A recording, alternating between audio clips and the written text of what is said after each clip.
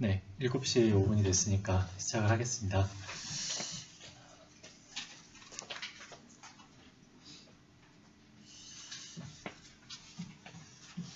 우선은 여기 이렇게 연말에 수많은 막내를 제끼고 여기에 참석해주신 여러분들께 감사드리고요. 그리고 자리 마련해주신 스타트업 얼라이언스 관계자분들께 너무 감사드리고, 제가 사실은 지금은 휴가 중입니다, 공식적으로는. 그래서 사실은 저도 막 딱딱하게 그런 얘기 별로 하고 싶지 않고, 사실은 제가 좀 이따 말씀드리겠지만 제가 하고 싶은 일을 하겠다는 어떤 마음에서 시작한 일이 여기까지 온 것 같고요. 그래서 조금 오늘 좀 가볍게 즐겁게 말씀 나누다 갔으면 좋겠습니다. 그래서 사실 저도 여러분께 굉장히 배울 게 많다고 생각을 해요. 그래서 이제 중간중간 계속 질문 주시고요. 그리고 끝난 다음에도 더 궁금하신 거 있으시면 저는 조금 더 여기 있을 생각이니까 제가 답변 드리도록 하겠습니다. 우선은 간단히 여러분들 어떤 분들이 오셨는지 제가 좀 궁금해서 몇 가지 질문 드릴게요. 지금 업무에 데이터를 활용하고 계신 분 손 한번 들어보시겠어요? 예, 지금 한 절반 정도 손을 들어주셨고요. 예, 그러면은 삶의 데이터를 활용하고 계신 분 손 한번 들어보시겠어요? 자신의 생활에 어떤 거 활용하고 계세요? 페이스북에 문구 있죠. 예. 얼마나 벌었는지 재고 저거 활용하고 있습니다. 네, 훌륭하십니다. 예, 어쨌든 저는 사실은 지금 업무에 활용하고 계신 분들이 절반 정도 되고요. 그리고 삶에 활용하고 계신 분들이 한 분 나왔습니다. 사실은 저는 데이터를 삶과 업무에 다 활용할 수 있다. 이제 그런 생각이 있었어요. 그리고 실제로 저는 간단히 소개해드릴게요. 저는 우선은 지금 미국에서 데이터 과학자로 지금 일한 지 한 3년 반 정도 됐고요. 지금 저는 검색 쪽으로 대학원을 마치고 지금 하는 일은 이제 검색 엔진의 품질을 측정하는 일입니다. 검색 엔진이라는 게 사실은 품질을 검색 결과가 좋은지 알기가 쉽지가 않아요. 예를 들어서 저희가 이제 검색 결과라는 게 사용자마다 다르고요. 위치마다 다르고 정말 정말 5만 가지에 따라서 결정이 되는 겁니다. 그래서 사실 굉장히 어려운 일인데, 예를 들어 저희가 이제 하는 일은 이런 식으로 이제 여기 보시면은 이게 빙과 구글의 검색 결과를 비교해서 이제 사용자한테 물어보는 거예요. 왼쪽에 보시면 이제 잘 모르시겠죠? 이게 둘 다 섞여 있는데 왼쪽 오른쪽과 지금 시애틀 투어리즘이나 베케이션이라는 지리어에 대해서 왼쪽과 오른쪽을 비교하는 겁니다. 그래서 이제 그런 결과를 모아서 이제 저희가 평가를 하는 기법도 있고요. 그러니까 이거는 이제 실제 사용자의 판단을 얻는 거죠. 다른 거는 이제 A/B 테스팅이라고 해서 사용자의 어떤 비헤이비어를 가지고 저희가 결과를 수집을 해서 이제 하는 방법이 있고요. 어쨌든 굉장히 주관적인 그런 어떤 사용자의 만족도를 수치로 만들어내는 그런 일을 하고 있습니다. 제가 사실은 그리고 이거는 이제 제가 최근에 관련 학회에서 이제 검색 평가에 대한 튜토리얼을 진행을 했어요. 그래서 이것도 만약에 관심 있는 분은 이게 시가이알이라는 학회인데 여기서 이제 발표된 자료를 제가 보내드릴게요. 그래서 검색 평가 혹은 온라인 서비스의 평가가 어떻게 이루어지는지에 대해서 관심 있으신 분은 자료 참고하시면 좋을 것 같습니다. 근데 오늘 제가 말씀드린 내용은 이제 검색과 관련된 내용은 아니고요. 사실은 제가 이제 취미생활로 하던 이제 데이터, 개인 데이터 수집 이런 거랑 더 관련이 깊습니다. 그러니까 이제 전 사실 이제 검색 엔진 관련된 공부를 하고 일을 하기 전에 제가 스스로 이제 제 개인 데이터를 모아서 분석하는 일로 데이터에 관한 관심이 시작이 됐어요. 이게 어떤 거냐면은 여기 보시면 이제 제가 행복을 이제 측정하는 이제 그거에 대해서 제 방법에 대해서 발표를 하고 있는데, 행복 측정이라는 게 어떤 거냐면은 사실은 별게 아니고요. 저한테 계속 질문을 하는 거예요. 예를 들어서 이제 얼마나 행복하니? 근데 이제 사실은 그 질문을 하면은 답변이 계속 바뀔 거 아닙니까? 제대로 안 하면은. 그래서 저는 여기 이렇게 이제 두 가지 기준이 있어요. 지금 당장 행복한 느낌, 그리고 요것만 생각하면 사실은 제가 뭐 마약을 하거나 그럼 굉장히 행복한데 좋은 일은 아니죠, 장기적으로. 그렇죠? 두 가지 기준을 가지고 장기적인 행복, 단기적인 행복 두 가지가 높으면 행복하다. 이제 이런 식으로 제가 기준을 만들어서 측정을 했습니다. 이걸 한 10년 정도 했는데 물론 방법은 계속 바뀌었고요. 근데 이걸 하다 보니까 데이터가 나름 가치가 있더라. 이 얘기는 이따 자세히 드릴 텐데 그래서 이제 공부를 시작한 게 검색 엔진 에서 일을 하게 된 제가 그런 이제 스토리입니다. 그러니까 취미가 먼저 시작됐고 그 다음에 일이 됐다. 어찌 보면 되게 감사한 경우죠. 예, 그리고 이렇게 저는 사실은 그리고 다른 거는 이제 빅데이터 말씀 많이 하신 전 검색 엔진 빅데이터를 많이 다뤄봤고 근데 이제 제가 취미로 하는 일은 다 스몰 데이터예요. 그래서 제가 스몰 데이터, 빅데이터를 둘 다 좀 다뤄볼 수 있는 기회를 얻었는데 이제 최근에 이제 빅데이터, 데이터 하면 빅데이터 이제 그렇게 말씀을 많이 하시는데 저는 사실은 이제 제가 스몰 데이터를 많이 다루다 보니까 빅데이터와 함께 그래서 이제 데이터에 대한 약간 올바른 생각을 좀 여러분과 나누고 싶은 생각을 많이 했어요. 그래서 이제 글을 쓰기 시작했고 여기 보시면 이제 식당 사장님이 데이터를 어떻게 쓰는지 데이터가 이제 기술이 아니라 마인드다, 습관이다 이제 이런 말씀도 많이 드려왔고요. 그래서 이제 그 결과 제가 아직 시장에 나오진 않았는데 지금 지금 이게 표지도 아직 안 정했어요. 왼쪽 오른쪽 두 가지가 있습니다. 근데 이제 헬로 데이터 과학이라는 책을 지금 준비하고 있고요. 이따 이 얘기는 또 자세히 드릴게요. 저는 이제 이 책을 만드는 과정 역시 데이터를 사용했습니다. 데이터를 사용해서 준비하는 것부터 집필 그리고 그 마케팅까지. 그래서 그 과정을 이따 말씀드릴 거고 일단 이렇게 간단히 제가 소개를 드리고요. 다음 오늘 말씀드릴 거는 시간이 언제까지 될지 모르겠지만은 데이터에 대한 오해와 진실 굉장히 지금 관심 많으신데 그만큼 오해도 많은 것 같습니다. 그리고 이제 절차와 유의사항 어떻게 하시는지 제가 다는 못 말씀드려도 몇 가지 핵심만 말씀드리고 그리고 이제 저희가 스타트업 얼라이언스지 않습니까? 그래서 스타트업 비즈니스 성장에 대한 데이터 과학을 이제 이것도 제가 관련된 스타트업이 많더라고요. 비즈니스 성장을 도와주는 스타트업이. 그래서 이제 그런 거 위주로 조금 정리해봤고요. 마지막에 말씀드린 그 책 쓰기. 책 쓰기도 사실은 컨텐츠 비즈니스입니다. 그래서 제가 컨텐츠 비즈니스라는 제 낯선 분야에 입문하는 과정을 어떻게 제가 데이터 사용을 풀어나갔는지 그거 해서 마무리 오늘 짓겠습니다. 까지 질문 있으신 분 있으신가요? 질문은 언제나 편하게 편하게 말씀해 주시고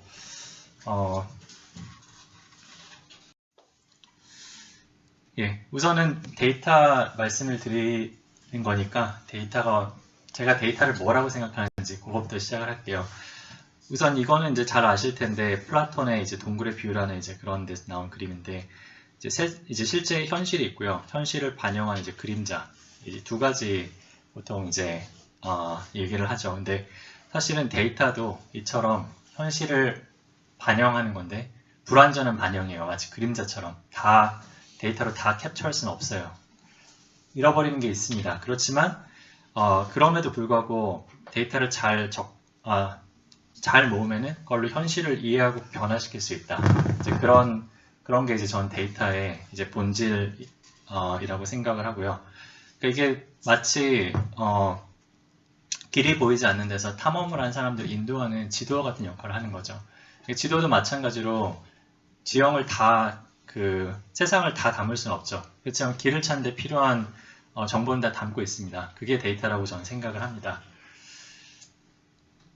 그리고 이제 데이터 과학이라는 게 상당히 또 어렵게 들리는 말인데요. 그리고 여기 보시는 것처럼 통계도 알아야 될 것 같고 시각화도 알아야 될 것 같고 별걸 다 알아야 될 것 같은 이제 그런 느낌이 듭니다. 근데 이제 데이터 과학이 뭐냐? 저는 이제 대학원을 다녔기 때문에 어찌 보면 이제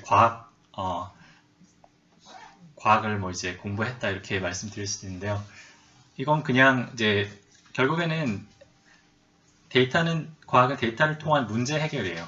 뭔가 유용한 일을 해보자는 거죠. 근데 이제 과학이라는 게 사실은 그 자체가 문제 해결입니다. 그래서 데이터 과학하면 어찌 보면 그냥 과학이라고만 해도 돼요.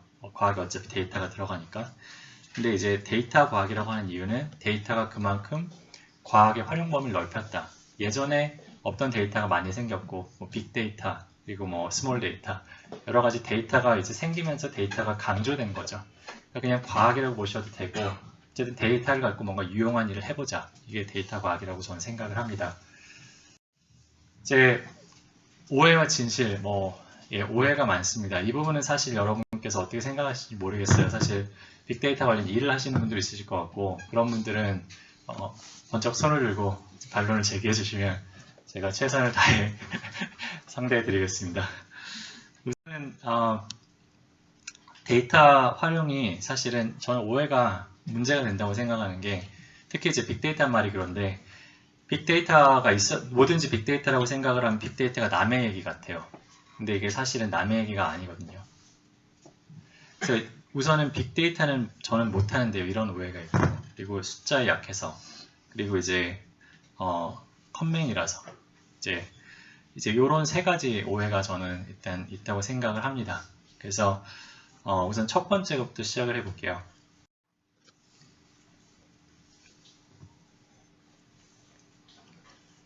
우선 빅데이터 이제 말씀을 많이 하시죠. 그런데 사실 제가 데이터가 현상의 반영이다 이렇게 말씀드렸는데, 데이터는 이제, 그리고 데이터 과학이 데이터로 뭔가 해보자, 문제 해결을 하자, 이제 이런 거라고 말씀드렸죠. 이제 거기서 데이터는 아시겠지만 이제 수단이에요, 수단. 데이터가 목적이 아닙니다. 근데 이제 빅데이터를 강조하는 거는 일단 수단부터 뭔가 대단한 걸 써야 될 것 같고, 이제 그런 느낌을 주죠. 근데 이건 마치, 그러니까 집을 짓는 게 목적이잖아요. 집을 짓는 게 목적인데, 거기에 이제 가능하면 단순한 수단을 쓰는 게 좋겠죠. 근데 이제 빅데이터는 오두막을 지을 수도 오두막을 짓는데 크레인을 쓰자고, 무조건 크레인을 쓰자고 하는 격이에요. 근데 오두막을 지으려면 그냥 손으로 뚝딱뚝딱 짓는 게 빠르죠. 크레인 괜히 갖다 놨다가 오두막을 짓는데 별로 도움이 안 되겠죠. 돈만 많이 들고.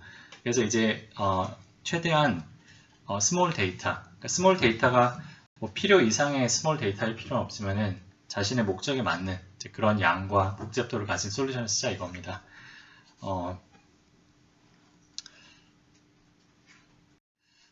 우선은 이제 데이터가 클수록 좋다 이렇게 믿으시죠. 데이터가 클수록 좋습니다. 실제로 여기 보시면은 이제 통계적 추론에서 이제 가장 널리 사용되는 이제 추정 기법이 이제 신뢰 구간이라는 건 이제 얼마나 추정치가 정확한지를 나타내는 방법인데요. 여기 보시면은 신뢰 구간이 사실은 표본 데이터의 제곱에 반비례를 합니다. 그래서 보시면은 표본 데이터가 늘어날수록 신뢰 구간이 줄어요. 말하자면 측정의 오차가 줄어드는 거죠. 근데 이제 여기 보시면은 줄어드는 정도가 데이터가 적을 때는 많이 줄어들죠. 근데 데이터가 많아질수록 그 줄어드는 정도가 줄어들어요. 즉 데이터가 많아질수록 데이터가 더 있을 때 그 노력의 효용이 줄어든다는 거죠. 이런 걸 이제 수학 체감이라고도 하죠. 경제학에서는.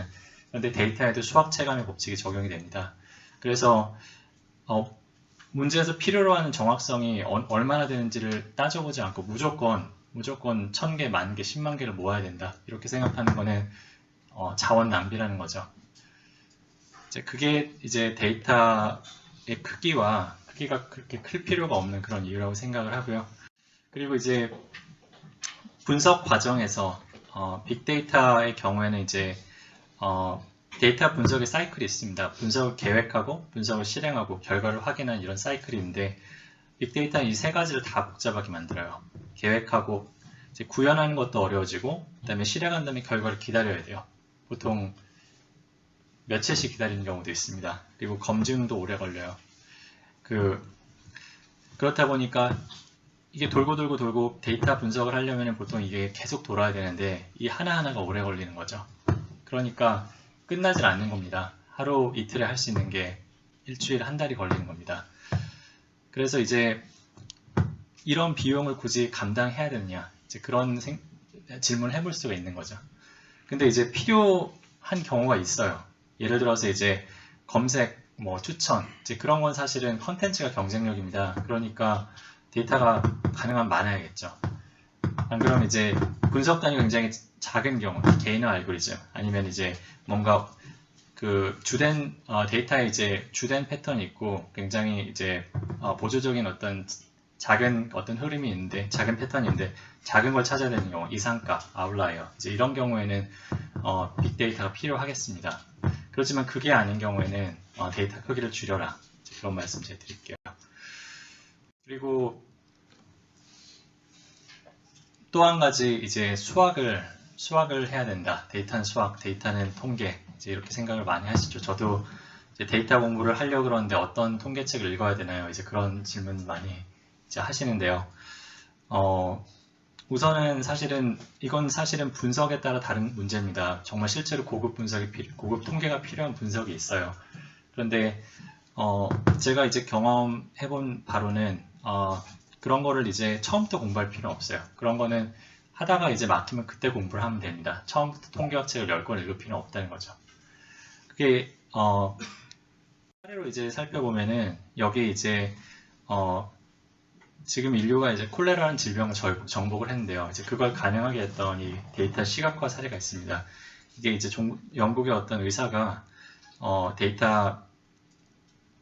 콜레라 발병 데이터를 모아서 이제 시각화한 거예요. 여기 보시면은 여기 막대 그래프 같은 게 여기 지도에 있고요. 이 지도의 막대 그래프의 높이가 여기서 죽은 이 점에서 죽은 이제 환자들의 명수예요.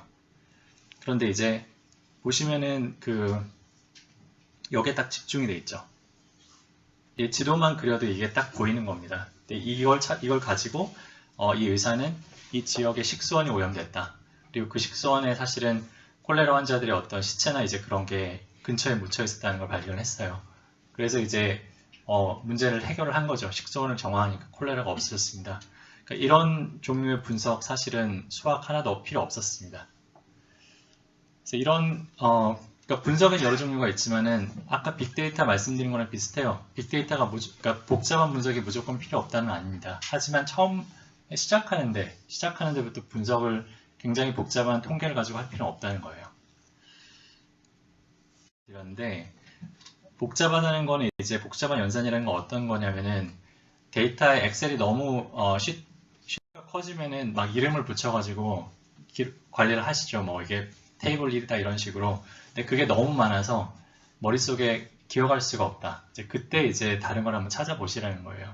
요새 이제 제가 R 말씀드렸는데 R이 굉장히 편해져서 정말 엑셀 쓰시는 그런 노력에 조금만 더 하시면 공부하실 수가 있습니다. 그래서 이제 말씀드리고요. 그리고 이제 심지어는 종이랑 펜으로 하는 사람도 있어요. 종이랑 펜으로 이분은 15년 동안 당뇨병 환자신데 자신의 인슐린 수치랑 그리고 이제 당뇨병 어떤 투약이나 아니면 그런 특이한 사항을 기록을 하셨어요. 근데 이분이 사실은 종이랑 펜으로 했으니까 데이터 과학자가 아니냐? 저는 그렇지 않다고 봅니다. 오히려 뭐 R이나 하드 가지고 장난치는 사람들보다는 훨씬 데이터를 모아서 분석해서 활용까지 15년 동안 열심히 잘 하신 분입니다. 그래서 이제 요약을 하면은 데이터는 이제 시작할 땐 적어도 스몰 데이터로 단순한 분석 방법 그리고 이제 쉬운 도구에서 시작을 하시라는 겁니다. 그러면 이제 여러분도 하실 수 있다는 이제 자신감이 좀 드시나요? 네. 혹시 더 질문 있으신 분?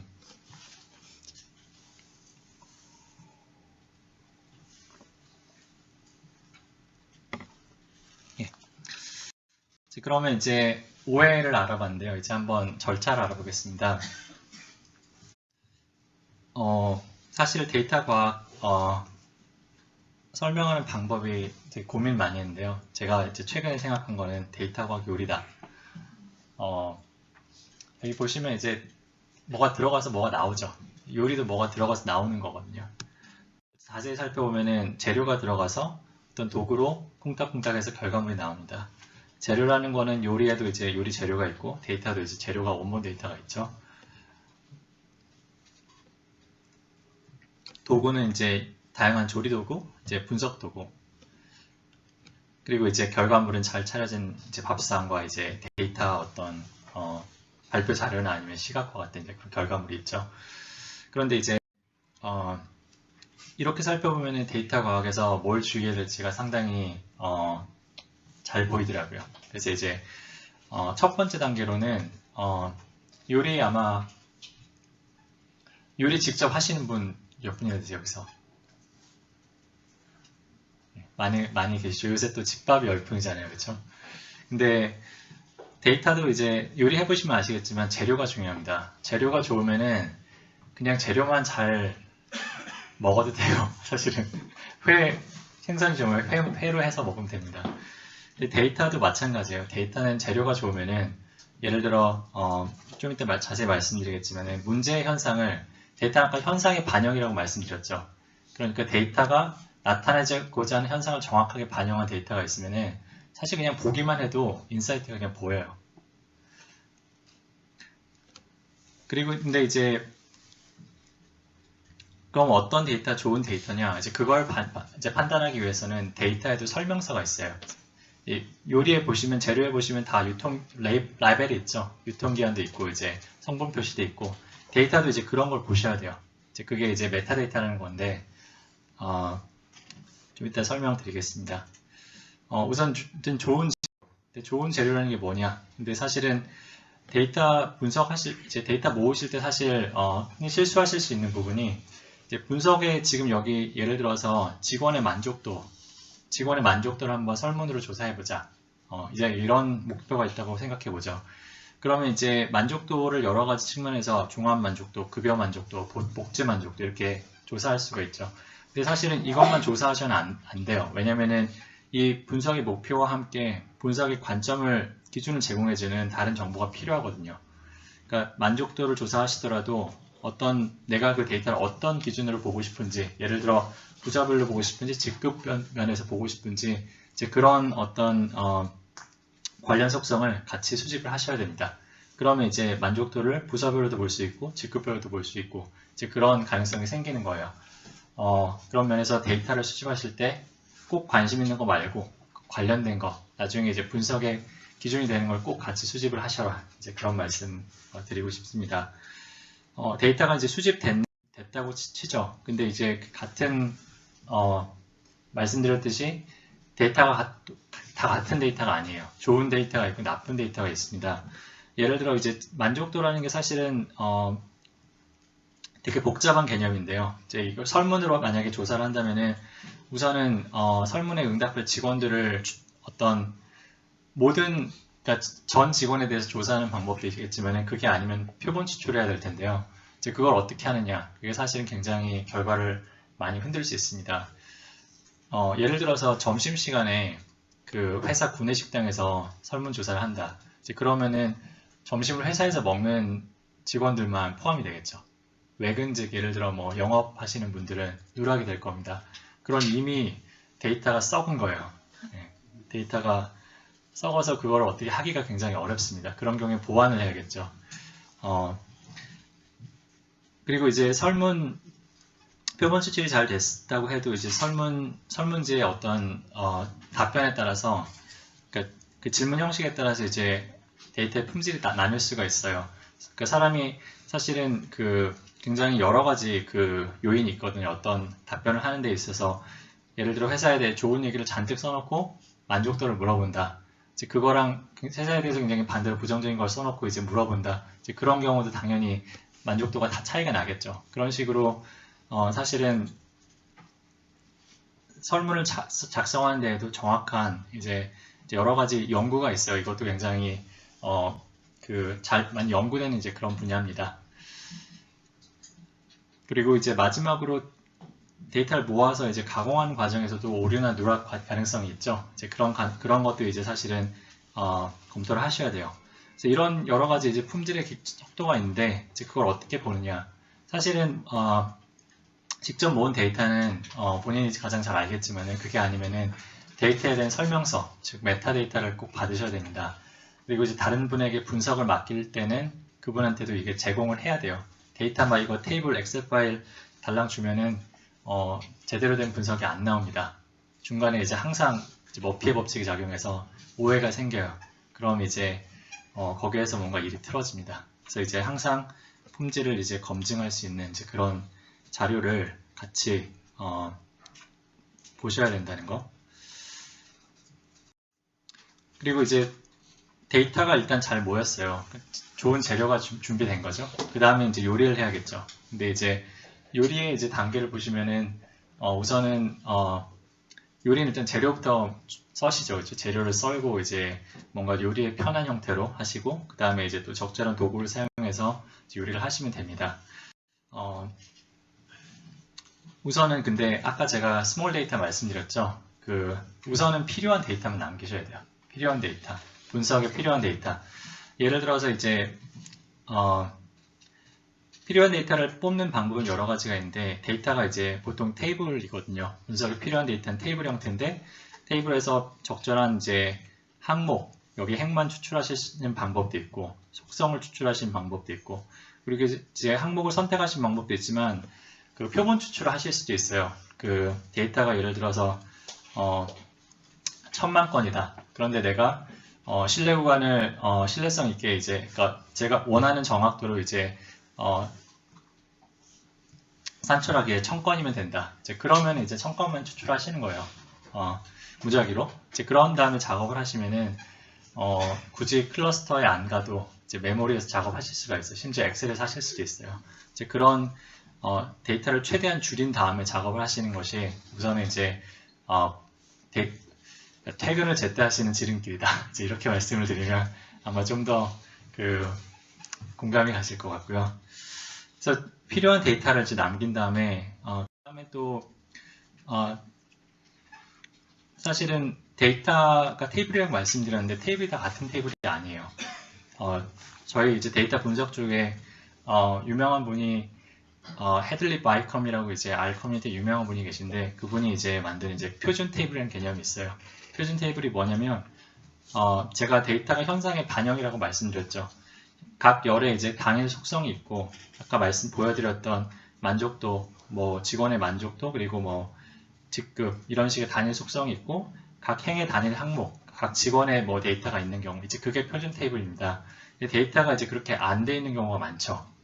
여러 직원의 데이터가 한 항목에 있거나 이제 그런 경우는 사실 분석을 하시다 보면은 그 데이터를 그대로 두고 분석을 하시려면은 굉장히 분석하는 어떤 방법이 꼬입니다. 예를 들어 R 코드를 쓰시려면은 이 기존에 존재하는 함수가 아니라 새로 함수를 만드셔야 돼요. 이제 그런 경우는 굉장히 분석이 골치 아파진다. 근데 요리하실 때도 잘하는 사람은 재료부터 잘 자르고 시작을 하죠. 이제 그게 여기도 적용되는 겁니다. 데이터를 항상 표준화 시킨 다음에 시작을 하자. 근데 이제 테이블이 여러 개 있는 경우에는 이제 표준 테이블이 여러 개가 있죠. 그리고 이제 이 두 개를 연결한 이제 어떤 속성이 있고, 일단 이런 식으로 표준화된 테이블이 있으면은 이제 분석이 굉장히 쉬워진다. 이제 그런 말씀드리고요. 그리고 이제 마지막으로 분석 도구가 여러 가지 종류의 도구가 있죠. 근데 이제 말씀드린 대로 본인의 어떤 목표와 그리고 이제 데이터의 특성에 따라서 적절한 도구를 사용하셔야 됩니다. 우선은 최종 사용자용 분석이 있고 개발자용 분석이 있죠. 개발자용 분석이라는 거는 이제 계속 반복돼서 어떤 시스템에 사용돼야 되는 경우, 최종 사용자는 그냥 한 번 보고 이제 버릴 그런 분석. 데이터가 스몰 데이터, 빅 데이터, 이제 이런 경우 이제 여러 가지가 있어요. 근데 데이터는 내가 하나만 가지고 다 해버리겠다. one size fits all이라고 하죠. 이제 그런 접근 방법을 하면 고생을 하세요. 이제 왜냐하면 이게 굉장히 다른 종류의 도구가 이제 여러 종류가 있기 때문에 그래서 예를 들어서 뭐 최종 사용자용 스몰 데이터다. 그러면 엑셀을 그냥 쓰시면 되고요. 그리고 이제 스몰 데이터인데 뭔가 좀 더 시스템에 이제 들어가야 되는 어떤 코드를 사용하시는데 이제 그런 파이썬이나 아니면 C 이런 걸 사용하시면 되고요. 빅데이터는 이제 빅데이터용 솔루션이 있고요. 그래서 이제 이런 식으로 이런 여러 가지 기준에 따라서 적절한 도구를 사용하시는 게 굉장히 데이터 분석에서 굉장히 중요한 일입니다. 분석에 대해서는 이 정도 말씀드리고요. 분석의 자세한 절차에 대해서는 사실은 여기서 다루기 힘들기 때문에 제 글을 참조하시면 아마 될 것 같습니다. 그리고 마지막에 이제 데이터 과학에서 음식은 이제 상차림으로 이제 끝나는 거죠. 데이터 과학도 잘 분석을 했으면 이제 잘 차려내야 됩니다. 그게 이제 데이터를 담아낸 시각화, 그리고 이제 발표를 하는 거죠. 잘 발표를 하는 이제 그런 단계인데요. 우선은 시각화 면에서 사실 시각화가 뭐 그냥 차트도 있지만 최근에 굉장히 창의적인 시각화가 많이 나오고 있어요. 여기 보시는 이제 시각화는 그 미국의 총기 사고로 인한 사망자 수를 시각화한 겁니다. 여기 보시면 2013년에 이제 몇 명이 죽었고, 그리고 이 사람들이 총기 사고로 인해 잃어버린 수명, 이 사람들이 살 수 있었는데 이제 중간에 죽었잖아요. 그래서 잃어버린 수명이 얼마인지를 시각화하는 겁니다. 잠깐 보여드리면은 이게 애니메이션인데 제가 몇 개를 캡처했어요. 여기 5명이 있죠. 그러니까 이 사람들이 살다가 이제 이렇게 중간에 죽는 겁니다. 그래서 이제 이 사람들이 5명이 잃어버린 수명이 이제 184년입니다. 이런 식으로 계속 돼요. 그러다가 이제 결국 2013년에 11,500명이 죽었어요, 미국에서. 그래서 50만 년을 잃어버렸습니다. 그러니까 이런 식으로 여기 보시면 이제 중간에 떨어지는 거죠. 같은 데이터지만 이런 식으로 그 시각화를 하는 게 상당히 이제 다른 임팩트를 만들 수 있다는 거 여기서 이제 말씀드리고요.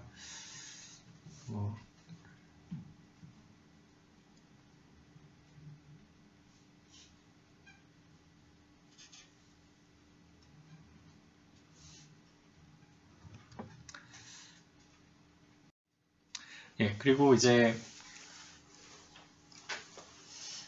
요약을 하면은 데이터 과학의 절차를 제가 요리를 비유해서 설명을 했고요.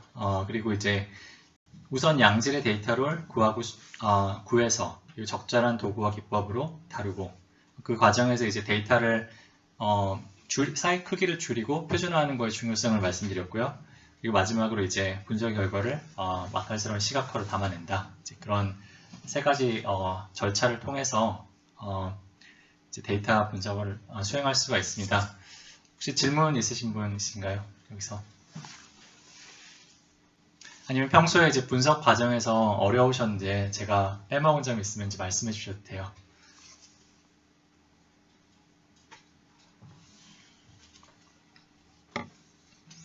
예, 그럼 넘어가겠습니다.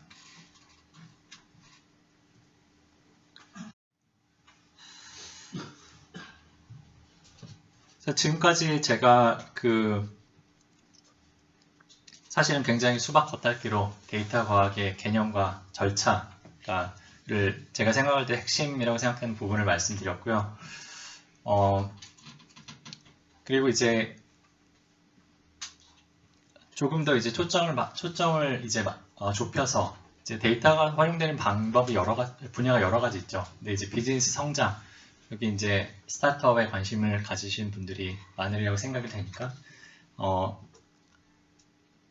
거기에 대해서 다뤄보고, 그리고 이제 이걸 돕는 스타트업이 상당히 많더라고요. 그래서 이제 그거에 대해서 제가 소개를 드리고, 혹시나 이제 제가 빠뜨린 게 있으시면 여러분께서 말씀해 주셔도 좋겠습니다.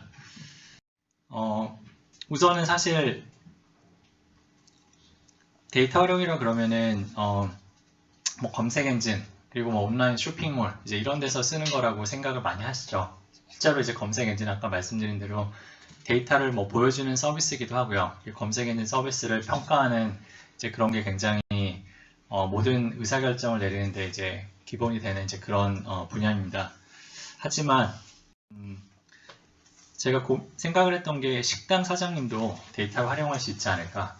식당 사장님이 데이터를 쓸 수 있다면 모든 사람들이 데이터를 쓸 수 있지 않을까. 이런 생각을 했어요. 그래서 이제 이렇게 하려면 어떻게 해야 될까? 이제 그거를 위해서 이제 상상을 해서 글을 이제 썼습니다. 혹시 그 글 읽어보신 분 있으신가요?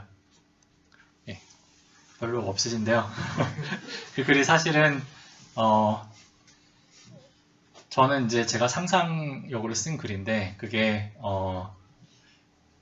이제 그 글 보시고 이제 셰프 뉴스라는 사이트가 있어요. 셰프 뉴스는 정말 식당 사장님들이 보시는 그 사이트예요. 근데 거기 운영자분이 연락을 하셔가지고 제가 이제 굉장히 고민을 하다가 뭐 돌맞을 각오를 하고 이제 공유를 하시라고 이제 말씀을 드렸는데, 뭐 그러니까 예를 들어서 이런 거예요. 그러니까 저는 사실 검색 엔진을 연구를 하는 사람이니까 그 제가 맨날 보는 화면이 이런 웹 쇼핑몰의 이제 화면입니다. 쇼핑몰이든 검색 엔진이든 웹 서비스의 화면이죠. 근데 이제 여기서 이제 가장 잘 알려진 사실은 뭐냐면 사용자가 이제 검색 결과 같은 경우 위에서 아래로 이제 이런 경우에는 보통 왼쪽에서 오른쪽으로 이제 그런 스캐닝 패턴이 있어요. 그게 의미하는 게 뭐냐면 뭐 직관적으로 아마 이해를 하시겠지만은 여기 이 왼쪽 위에 있는 게 무조건 가장 클릭이 많이 돼요. 관계없이. 심지어 이거랑 이거를 바꿔놔도 여기 있는 게 제일 클릭이 많이 됩니다. 검색 엔진에서 저희가 실험을 많이 해요. 이 첫 번째 거랑 두 번째 걸 바꾸고 어떻게 되는지 결과가. 그러면은 원래 두 번째 게 위로 올라가면 더 클릭이 보통 많이 돼요. 그러니까 사용자는 그냥 이제 대부분 사용자는 그렇게 집중해서 뭘 하지 않기 때문에 또 검색 엔진을 믿는 것도 있고요. 그래서 이제 위에서 아래로 그냥 하는데요. 근데 식당으로 옮겨가서 식당에 메뉴가 있죠. 메뉴가 어찌 보면은 뭐 온라인 쇼핑몰의 초기 화면이라고 볼 수도 있고 검색 결과라고도 볼 수 있어요. 왜냐하면 이제 이걸 보고 이제 그 주문이라는 의사결정을 하시니까. 그런데 이제 이 과정이 사실은 메뉴가 뭐 한 페이지고 그냥 한 페이지는 사실 끝까지 보시겠죠. 근데 메뉴가 뭐 책 같은 경우가 있어요. 여기 보시면 이제 메뉴가 이렇게 이것도 꽤 메뉴가 복잡한데 이런 경우에 이 메뉴를 가지고 그 고객이 주문을 하고 그걸 가지고 이제 매출 데이터가 나온다. 이제 그러면은 그 데이터가 어떻게 되겠습니까?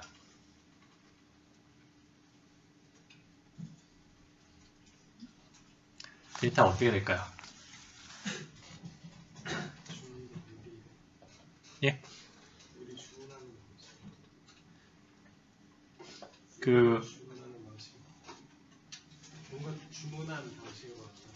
예, 그쵸. 그러니까 여기 제가 잘은 모르겠지만은 분명히 제일 위에 왼쪽에 있는 게 주문율이 높지 않을까. 중간에 있는 것보다.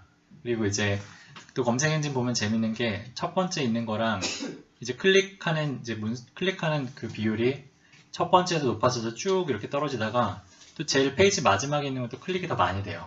거기서 시선이 멈추거든요. 그러니까 메뉴에도 아마 제일 위에 있는 거, 아래에 있는 거, 그 중간에 있는 건 아마 좀 덜 되겠죠. 이제 그런 그러니까 이제 데이터에 이제 저희는 편향이라고 바이어스라고 얘기를 하는데 이제 그냥 데이터를 수집을 하면 그러니까 메뉴를 이걸 하나를 가지고 데이터 수집을 하면 그런 편향이 생긴다. 이제 그걸 어떻게 해야 되냐? 이제 저희는 이제 검색 엔진에서는 이걸 말씀드렸듯이 계속 바꿔요. 바꿔가면서 실험을 해요. 바꿔가면서 이제 실험을 해서 데이터를 결국에 다 모으면은 이제 그런 편향이 없는 데이터가 모이죠. 왜냐면 모든 문서가 모든 포지션에 이제 그 평균적으로 있었으니까 결국엔 이제 편향 없는 데이터를 모을 수 있는데 그럼 이제 식당 사장님도 그렇게 하시면 되지 않을까? 저는 이제 그렇게 생각을 한 거죠. 이제 아직까지 말씀이 그 글에 대해서 뭐 반론이 없으신 걸로 봐서 뭐 적어도 아주 터무니없는 얘기는 아니었을 수도 있다는 생각이 드는데 어쨌든 전 전문가는 아니지만 어쨌든 제가 제 관점에서 봤을 때 사실 그 온라인 비즈니스나 오프라인 비즈니스나 어떤 데이터를 수집하는 어떤 방법에 있어서 어떤 기본은 비슷하다. 이제 그런 이제 생각을 좀 한 거고요. 그렇지만 제가 이제 구체적인 이제 그런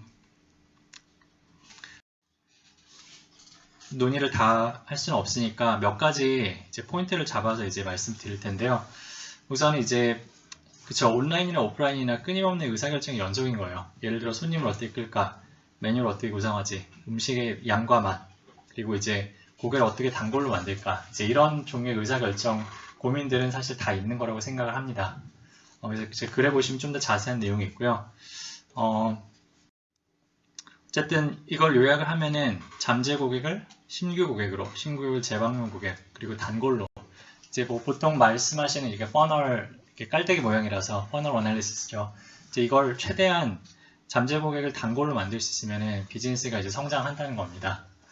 이제 그런데 이걸 나눠 생각해 보면은 고객 유입의 단계가 있고 고객 만족의 단계가 있고 유지의 단계가 있죠. 유입된 고객을 만족시키고 만족된 고객을 유지시키는 이제 그런 순서인데요. 각각의 경우에 이제 데이터 분석에 어떤 주된 과제가 있죠.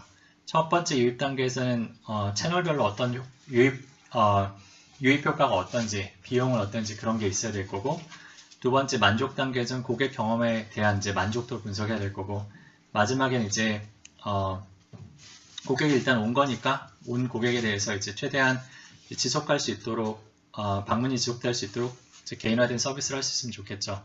이제 이걸 어떻게 해야 되느냐?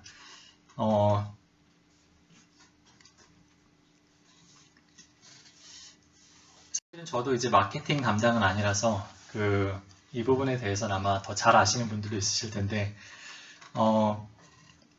그렇지만 저도 최근에 이제 책을 쓰면서 작업을 하면서 이제 책이 결국에 이제 컨텐츠 비즈니스잖아요. 이제 그거에 대해서 이제 저도 고민을 좀 하고 있습니다. 근데 이제 보통 생각을 해보면은 고객 유입이 되는 이제 채널이 뭐 소셜 미디어, DM, 직접 방문, 입소문 이제 이런 채널이 있겠죠. 근데 이제 그거에 대해서 이제 말씀드리는 거는 사실 비용면은 사실은 여기 얼만큼 돈을 썼는지 시간을 썼는지가 나오겠죠. 근데 이제 효과에 대해서는 굉장히 알기가 힘들 겁니다. 고객이 이제 어디서 왔는지 이제 그런 얘기를 해주기 전에는. 근데 그걸 몰라서는 이제 이런 분석이 안 되겠죠. 그러면 어디를 예를 들어 이번 달에 예산을 뭐 한 50%를 소셜미디어에 썼는데 다음번에 어떻게 해야 될지 그런 종류의 의사결정을 할 수가 없겠죠. 그래서 온라인 같은 경우에 사실은 이제 구글 어널리틱스라는 도구를 많이 쓰시는데요. 이런 걸 쓰시면 그냥 나와요. 이렇게 뭐 어떤 트래픽이 있었고 이제 어떤 머무는 시간도 나오고 사실은 굉장히 편합니다. 오프라인의 경우에는 이게 안 되죠. 이제 이거는 이제 어떻게 저희 매장 찾으셨어요? 이걸로 시작을 하는 거예요.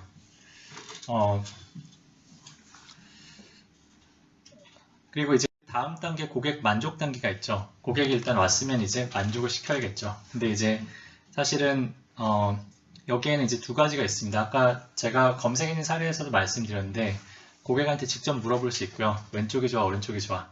그리고 이제 고객의 행동에서 여기 이제 쇼핑카트 끌고 다니는 거죠. 쇼핑카트를 끌고 다니는 고객이 이제 어디서 머문다. 이제 그런 고객이 거기 관심이 있는 거예요. 예를 들어서 이제 그런 거에서 만족도 유추할 수 있고요. 제가 아까 말씀드린 이제 식당 사례의 경우에는 고객이 어떤 메뉴를 꾸준히 남긴다. 이제 그거는 이제 좋은 시그널이죠. 이제 어떤 메뉴가 맛이 없구나. 돈을 냈는데도 남긴다. 이제 그런 좋은 시그널. 근데 이제 제가 관련 스타트업 말씀드린다고 했는데 이제 오프라인 매장에서 고객 행동을 분석하는 이런 서비스가 있더라고요. 혹시 들어보신 분 있으신가요? 사용해 보신 건 아니고요. 네. 어쨌든 사실은 지금은 이게 일종의 오프라인 매장의 구글 어널리틱스와 같은 거라고 생각이 돼요. 그러니까 이런 어떤 매장에서 고객이 어디로 들어가고 어떻게 움직여서 나오는지를 정확하게 트랙할 수 있는 솔루션이죠. 사실은 앞으로는 뭐 인터넷 오브 띵스 이런 말을 많이 요새 하시죠. 이런 게 되면서 이제 좀 더 이런 게 많이 생길 거라고 생각이 됩니다. 그리고 이제 서베이도 이제 다양한 솔루션이 있을 수 있는데요. 여기는 이제 오픈 서베이라는 솔루션이 이제 모바일로 이제 고객 리서치를 해주는 이제 그런 솔루션이 있다는 걸 제가 봤고요.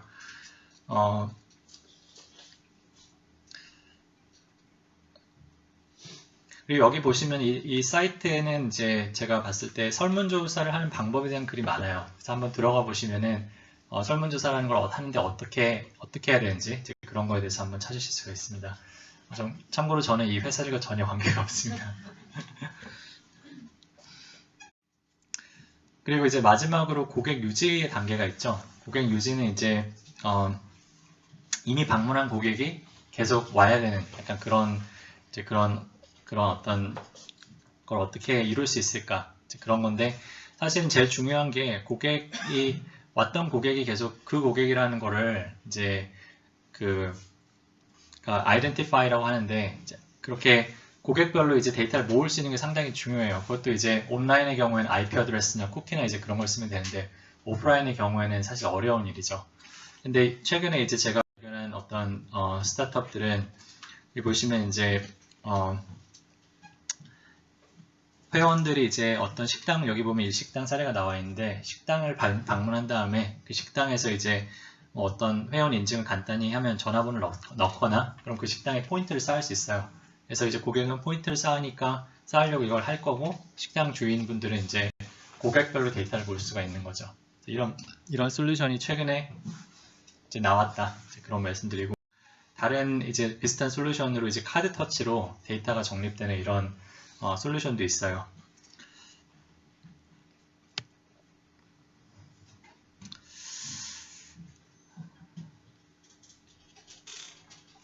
예, 그래서 여기까지 제가 비즈니스 성장에 대해서 간단히 어떤 플로우가 있다 이제 그걸 말씀을 드렸는데 사실은 좀 더 구체적으로 사례를 보면 좋겠죠. 있으신가요? 여기까지.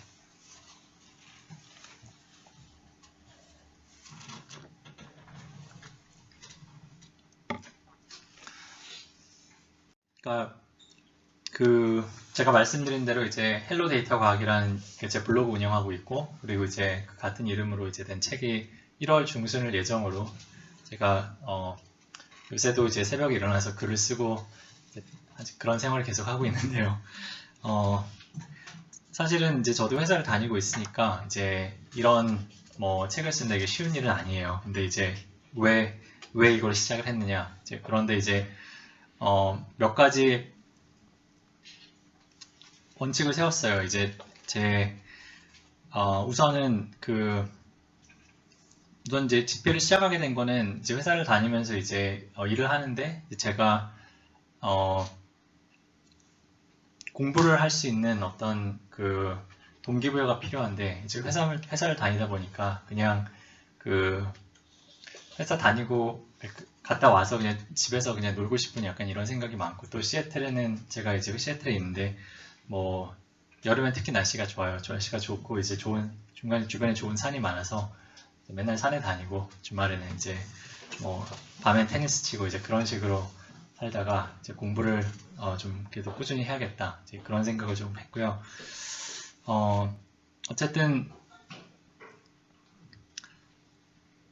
책이라는 게 사실은 저는 이제 블로그를 계속 썼으니까 블로그를 이제 모으면은 책이 되겠거니 이제 그런데 굉장히 나이브한 생각을 하고 있었는데 책이 일단은 상품이라는 이제 차이가 있습니다. 블로그와는 달리. 그래서 이제 뭔가 할 만한 걸 만들어야 돼요. 이제 그런 결정적인 차이가 있는데 우선은 이제 제가 생각을 한 게 최신 지식과 제 어떤 배운 거를 이제 최대한 결합을 해보자.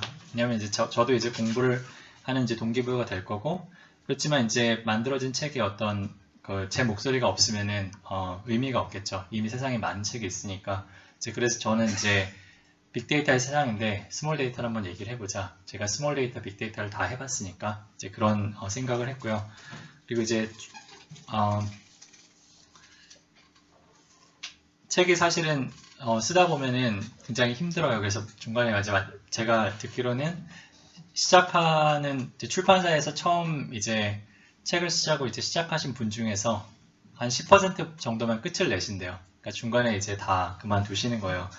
저도 이제 여러 번 이제 그런 순간이 있었지만은 한 30% 정도 쓰고 나니까 이게 했던 게 있으니까 더 끝내야겠다 이런 생각이 들더라고요. 지금 매일 하되 이제 억지로 하지 말자 이제 그런 생각했고요. 그리고 이제 마지막으로 제가 이제 데이터 과학 책을 쓰는데 데이터 과학을 활용을 해봐야 되지 않을까 이제 그런 생각을 했습니다. 그래서 이제 책을 쓰는 과정이 크게 세 가지가 있어요. 컨텐츠 계획하고 이 과정에서 보통 출판사를 만나게 되고요. 컨텐츠를 만들고 이제 컨텐츠를 검토하는 이제 세 가지 단계입니다. 우선 이제 집필 준비하는 단계에서 무엇을 쓸 것인가, 어떻게 쓸 것인가 이런 고민을 해야 돼요. 이게 이제 뭐 비즈니스로 말하면 이제 사전 마케팅, 사전 이제 시장 조사 이제 그런 걸 하는 단계죠. 이걸 어떻게 하느냐? 이제 사실은 저도 이제 원래 하던 블로그가 있었는데 이제 거기에서 사실은 독자 그룹이라는 걸 만들었어요. 그래서 이제 제가 이제 오시는 분들 중에 관심 있는 분들께 제가 계속 연락을 드리고 여쭤볼 수 있는 그런 시스템을 만든 겁니다. 그래서 이제 이런 이제 사인업 시트가 있어서 가입을 많이 해주셨고 이걸 통해서 이제 제가 어떤 컨텐츠를 쓸 것인가에 대해서 다양한 설문을 합니다. 보시면 이제 스프레드시트, 어떤 도구를 쓰시는지에 대한 설문이에요. 보시면 이제 엑셀, 그리고 이제 파이썬, R, 이제 엑셀이랑 R을 그래도 굉장히 많이 쓰신다. 이런 이제 결론이 있었고, 그리고 이제 주제에 대해서는 어떤 주제에 관심이 많으신가, 통계적 추론, 그리고 이제 여기 보시면 개인 데이터가 상당히 많고요.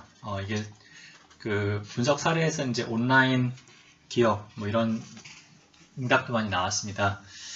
근데 사실은 제가 그때 출판사 분들이랑 이제 의견이 좀 달랐거든요. 저는 이제 제가 관심 있는 이제 개인 데이터 분석에 관심이 많았기 때문에 저는 이걸로 해야 된다. 근데 이제 출판사 분들은 이제 개인 데이터 아무도 관심 없다. 한국 사람들 다 바빠서 개인적으로 뭐 할 여유가 없다. 이렇게 말씀하셨는데 사실은 상당히 응답률이 높게 나왔어요. 그래서 이걸 가지고 조금은 제가 이제 설득할 수 있는 이제 그게 된 거죠. 그래서 계획 단계에서는 이렇게 이제 제가 어떤 도구를 이제 그 실습 어떤 용으로 사용할 것인가, 그리고 이제 어떤 내용을 넣을 것인가, 이제 그런 게 다 이제 설문을 통해서 이제 의사결정이 내려졌고요. 이런 게 없었으면 사실은 제가 정말 보통 눈을 가리고 이제 뭔가 보이지 않는 상대를 향해서 이제 뭐 복싱을 하는 이제 그런 기분으로 해야 되지 않았을까 이런 생각을 하고요. 그 다음에 이제 책이 쓰여야겠죠. 계획을 한다면 쓰여야 됩니다. 그게 사실은 말씀드렸듯이 블로그랑 다릅니다. 양도 그렇고 질도 그렇고 다른데요. 그걸 미리 알았으면 제가 시작을 안 했었는데 너무 늦게 알았어요. 그래서 이제 고생을 좀 했는데요. 우선 이제 분량이란 측면에서 분량은 사실은 간단하죠. 단어 씁니다. 단어 수가 이제 5만 자는 돼야 돼요. 근데 5만 자를 어떻게 이제 만드느냐. 저는 사실은 이제 단어 수를 추출하면 되지 않을까. 근데 이제 단어 수를 추출하는 게 사실은 뭐 텍스트가 가장 간단하기 때문에 저는 처음에 텍스트로 썼어요. 글을 텍스트에 마크다운이라는 포맷을 사용해서 글을 작성을 하고, 그 다음에 이제 마크다운의 파일을 갖다가 파싱을 해서 단어 수를 추출해주는 이제 그런 프로그램을 만들었어요. 그래서 쓰기 시작할 때 한번 누르고 끝난 다음에 누르면 단어 수가 나옵니다. 그 차이로 인해서. 그래서 이제 그걸 가지고 이제 여기 보시는 엑셀 시트를 만들었어요. 여기 보시면 이제 장별 분량입니다. 이게 챕터 1, 2, 3, 4 이렇게 돼 있고, 그다음에 이게 날짜고, 여기 보시면은 잘 안 보이실 텐데 이게 3000 정도 되고요. 쭉 올라가요. 쭉 올라가면 이제 올라가면 색깔이 진해집니다. 이게 1년 동안 한 거예요. 보시면 이제 쭉 올라가죠. 쭉 올라갑니다. 그래서 장별 분량 이게 전체고요. 전체가 이제 계속 늘어나서 마지막에 한 48,000이 되는데요. 이제 챕터별로 보면은 얘가 짧죠. 그럼 얘를 좀 더 이제 뭔가 짧은 글에 뭔가 문제가 있어요. 뭔가 사례가 빠져 있다든가 이제 그러면 이제 보완을 해서 분량을 이제 어느 정도 맞추려고 노력을 하고, 이건 이제 같은 데이터에 대한 다른 뷰를 통해서 뭔가 또 정보를 얻는 거죠. 그래서 그러니까 콘텐츠를 만드는 건 이렇고, 근데 이제 또 품질이라는 측면이 있어요. 품질이 이제 어느 정도 돼야 됩니다. 근데 이제 품질이라니까 저 이제 글감에서 책이 되는 관계가 한 번에 되는 건 아니에요. 원래 글감이 있고 저 같은 경우에는 이제 그걸 여러 이제 채널로 이제 공개를 합니다. 그럼 이 과정에서 또 피드백 주시는 분들이 있으시고요. 그리고 이제 책 원고가 되면 이제 리뷰어 분들이 계세요. 그래서 리뷰어 분들이 이제 피드백 주시고 또 마지막으로 이제 책이 됩니다. 이제 독자 피드백을 받을 수 있겠죠. 근데 이 과정인데 이렇게 양질이 있는 이제 보증된 컨텐츠를 만든 다음에는 컨텐츠를 이제 프로모트해야 됩니다. 이걸 어떻게 해야 되냐?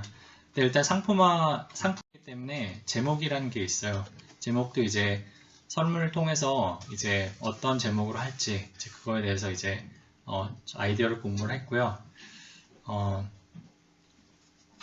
여기 보시면 굉장히 다양한 창의적인 이제 답변을 많이 주셨습니다.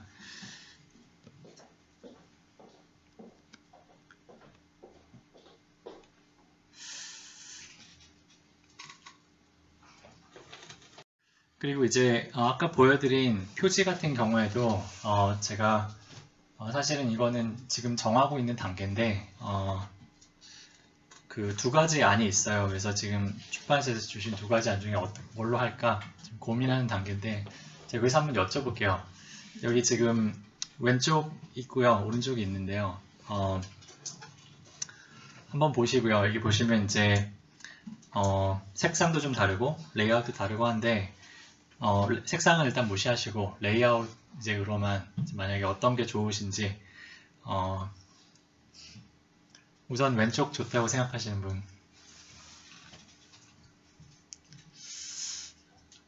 제가 머리로 카운팅이 안 되는데 그리고 그러면 오른쪽 좋다고 생각하시는 분 한번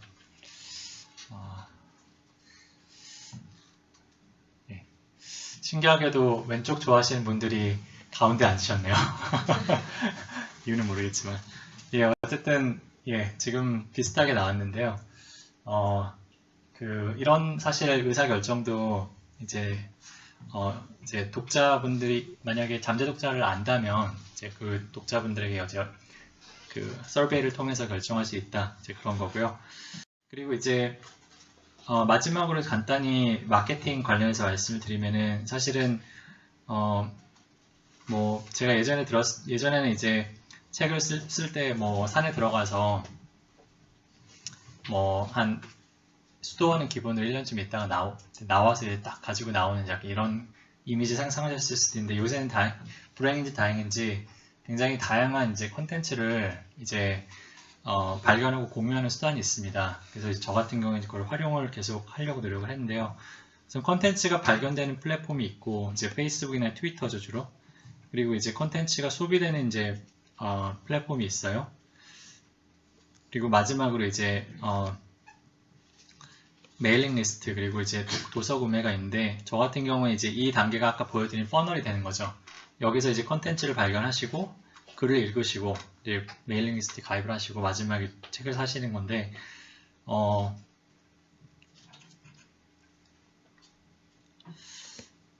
이 과정에서 이제 그 가장 트랙하기 쉬운 부분이 콘텐츠를 발견하시고 이제 소비하시는 이제 그 부분이에요. 그래서 이제 그걸 알면은 제가 이제 그 올린 콘텐츠에 대한 어떤 독자들의 전체적인 반응을 볼 수 있는 거죠.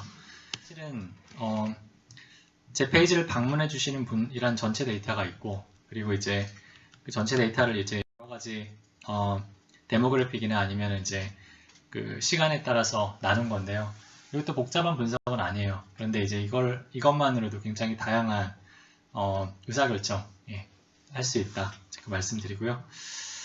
그리고 이제 마지막으로는 책이 만들어진 다음에 사실은 책이라는 것도 완전하게 만들 수는 없는 거기 때문에 지속적인 어떤 그 고객 만족 그리고 뭐 충성도 이제 그런 걸 어떻게 할까 이제 그런 걸 고민하는 단계인데 저는 이제 아까 말씀드린 독자 그룹이 있기 때문에 그걸로 이제 추가적인 콘텐츠를 제공하고 피드백을 들을 수 있는 이제 그런 채널이 될 것 같고요. 그런데 이제 마지막으로 이제 사실은 제가 말씀드린 게 데이터가 직접 보고 그러니까 보고 듣기만 한 데이터가 아니라 직접 해보는 데이터 말씀드렸지 않습니까? 그래서 최근에 제가 제 데이터 활용 사례를 서로 이제 공유하는 이제 그런 커뮤니티를 지금 만들었어요. 그래서 이제 이제 생활 데이터 커뮤니티에 질문 올려주셔도 이제 환영이고요. 그러면 일단 여기서 잠깐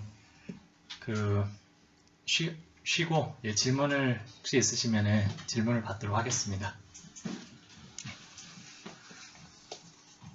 지금 쉬고 하나요? 아니면 지금? 지금 네, 하나 여쭤볼게요. 예. 데이터 분석의 3단계로 구분하셨고 첫 번째가 좋은 재료를 선정하고 다루는 것이다. 즉 적정한 항목과 속성을 고르는 것이다 라고 말씀하셨는데 그 감이 잘 안 옵니다. 적정한 항목이 무엇일지 속성이 무엇일지 예시를 좀 더 들어주실 수 있을까요? 예.